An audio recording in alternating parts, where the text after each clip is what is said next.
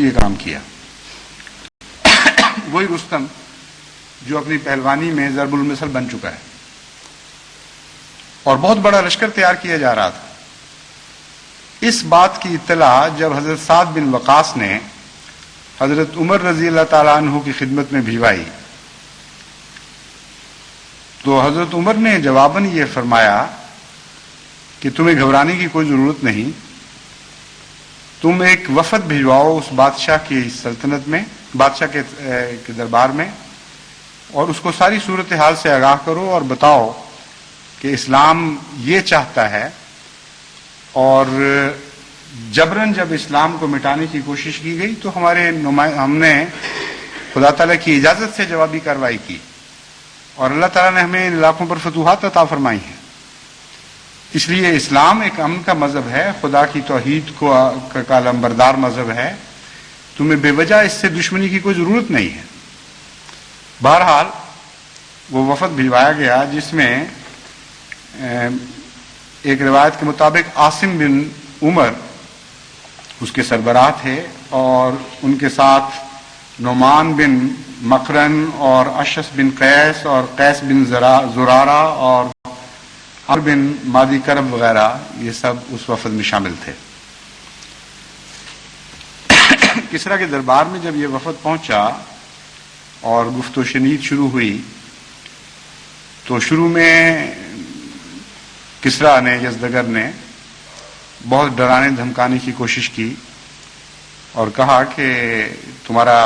بد انجام اسی طرح ہوگا جس طرح اس سے پہلے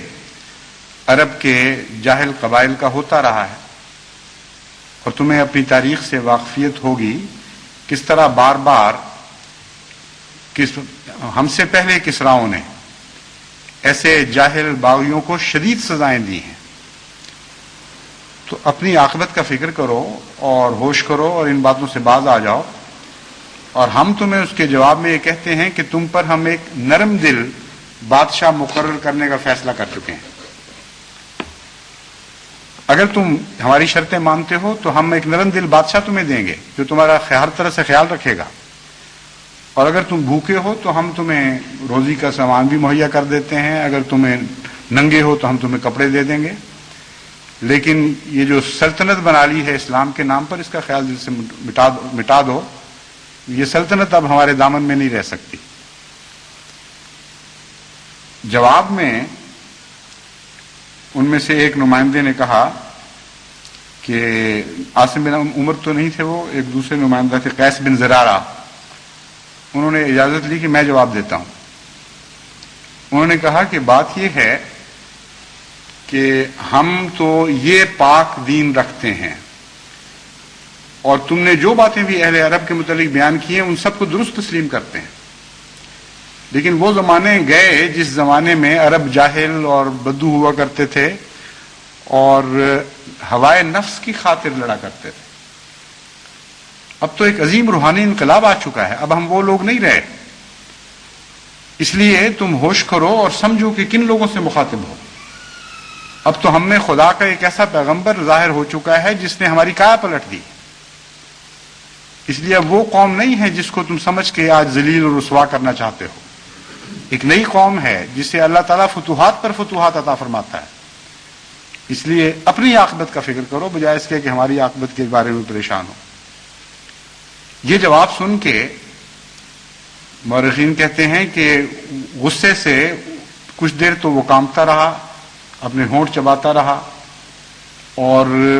کوئی جواب نہیں نکلتا تھا غصے کی شدت کے نتیجے میں. آخر اس نے اپنے ایک ملازم کو کہا کہ مٹی کی ایک ٹوکری بھر کے لاؤ. اور جب مٹی کی ٹوکری دربار میں پہنچی تو اس نے کو مخاطب کر کے کہا کہ سنو، تمہارا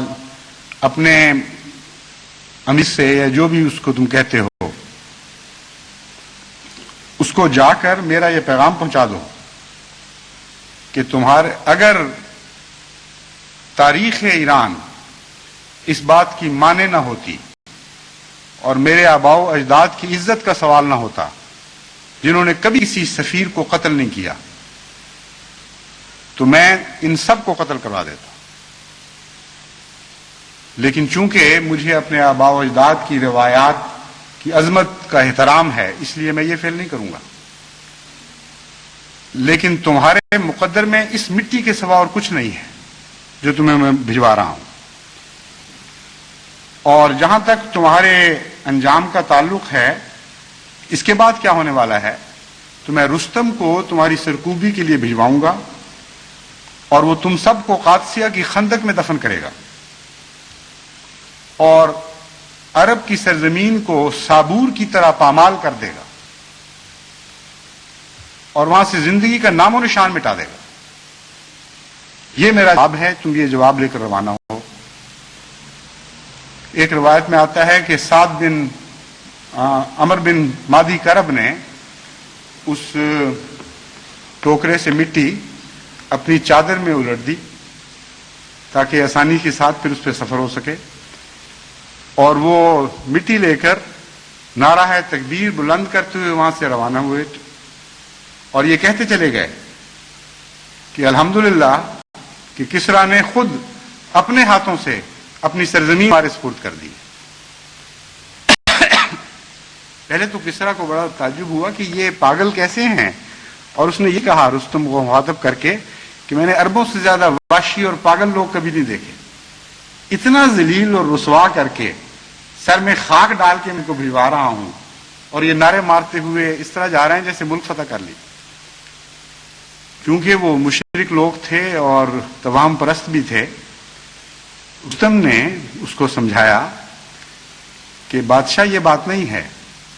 وہ تو ایک اور فال نکال گئے ہیں اس سے، اور وہ فال یہ نکالی ہے کہ تم نے اپنے ہاتھ سے اپنے ملک کی مٹی ان کے سپرد کر دی، اپنی سرزمین ان کے حوالے کر دی۔ اس بات پر وہ خوش ہو کے جا رہے ہیں، میں تو ان کو بڑا زیرک پاتا ہوں۔ بعض روایتوں میں آتا ہے کہ اس پر اس نے پیچھے آدمی دوڑائے، لیکن وہ سرپٹ گھوڑے ان کے قابو نہ آئے اور وہ نکل چکے تھے۔ تو بسا اوقات جہالت میں ایک آدمی ایسی بات بھی کر دیتا ہے جو اس کے دشمن کے، جس کو وہ اپنا دشمن سمجھتا ہے، اس کے لیے نیک فال ثابت ہوتی ہے۔ بس اگر ایک مٹی کا ٹوکرا ایک نیک فال بن سکتا ہے، تو ہمارے سروں پر جو کلمے کی حفاظت کا ٹوکرا رکھا گیا ہے، یہ ذمہ داری ڈالی گئی ہے، اس سے بڑی نیک فال اور کیا ہو سکتی ہے؟ خدا کی قسم کیسر کی مٹی، کسریٰ کی مٹی کو تو اس کلمے کی حفاظت کی ذمہ داری کے مقابلے پر کوئی بھی حیثیت حاصل نہیں تھی۔ اس سے ہزاروں لاکھوں بڑھ کر یہ نیک فال ہے ہمارے لیے کہ آج خدا کی تقدیر نے کلمہ کی حفاظت کا کام ہمارے سپرد کر دیا ہے، ہمارے سپرد کر دیا، ہمارے سپرد کر دیا، اور کلمہ کو مٹانے کی ناپاک اور منحوس ذمہ داری تمہارے اوپر ڈالی گئی۔ لیکن ہم یہ فیصلہ کر چکے ہیں، اور خدا کی قسم ہمارا بوڑھا اور بچہ اور ہماری عورتیں اور جوان اور کم سن سارے اس عہد کے اوپر ہمیشہ پورے رہیں گے کہ کلمہ توحید کی ہم حفاظت کریں گے اور کلمہ توحید کو نہیں مٹنے دیں گے، نہ ظاہر میں نہ باطن میں۔ کوئی نہیں ہے جو کلمہ سے وابستگی کا حق ہم سے چھین سکتا ہو۔ ہم یہ پسند کریں گے کہ ہمارے وجود مٹا دیے جائیں، لیکن یہ پسند نہیں کریں گے کہ کلمہ توحید کو دنیا سے ناپید کیا جائے۔ یہ تو ہماری پسند ہے، لیکن خدا کی پسند اور ہے، اور خدا کی پسند یہ ہے کہ کلمہ کی حفاظت میں اپنے نفسوں کو مٹانے والے، اپنے وجود کو ملیا میٹ کرنے والے کبھی دنیا سے نہیں مٹائے جاتے، اور ہمیشہ وہی لوگ مٹا جاتے ہیں جو خدا کی توحید پر ہاتھ ڈالتے ہیں اور خدا کی توحید کو مٹانے کے درپے ہو جاتے ہیں۔ بس وہ تمہارا مقدر ہے اور یہ ہمارا مقدر ہے، لیکن پھر بھی ہمیں تمہارے دلوں میں تمہارے لیے حسرات ہیں، اور ہماری یہی دعا ہے کہ اے خدا، جس نے محمد مصطفیٰ صلی اللہ علیہ وآلہ وسلم کے پاک دل کی دردناک آہوں پر نظر کر کے ان آہوں کو ان رحمتوں کے بادلوں میں تبدیل کر دیا تھا جو مردہ بستیوں کی طرف روانہ ہوئے تھے ہواؤں کے دوش پر، اور جنہوں نے رحمتوں کی اور زندگی کی بارشیں برسا دی تھیں، اے خدا ہم محمد مصطفیٰ کے عاجز غلاموں پر بھی ویسے ہی رحم کی نظر فرما، ہمارے دل کی آہوں کو بھی ہماری قوم کے لیے رحمتوں کے بادلوں میں تبدیل فرما دے، اس مردہ بستی کو ہماری آہوں، ہمارے دل کے خون کا ہر قطرہ پھر زندہ کر دے، اور سارا ملک کلمہ توحید کے ایسے نعروں سے گونج اٹھے جن کے مقدر میں کبھی مرنا نہ ہو، ہمیشہ پھیلتے چلے جائیں اور تمام دنیا پر یہ آواز غالب آتی چلی جائے۔ خدا کرے کہ ایسا ہی ہو۔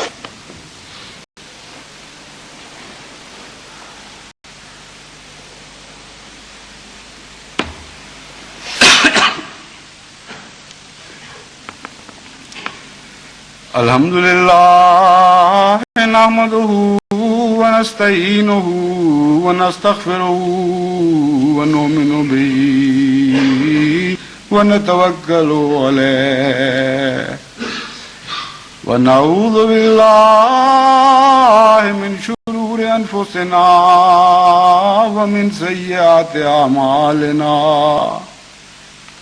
मन यहदिहिल्लाहु फला मुदिल्ल लहु व मन युद्लिल्हु फला हादिय लहु व नशहदु अल्ला इलाहा इल्लल्लाहु वहदहु ला शरीका लहु व नशहदु अन्न मुहम्मदन अब्दुहु व रसूलुहु व नशहदु अल्ला इलाहा इल्लल्लाहु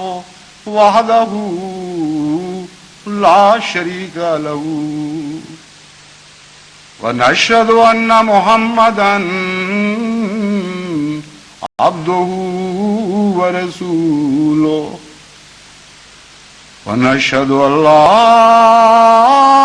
इलाहा इल्लल्लाहु वहदहु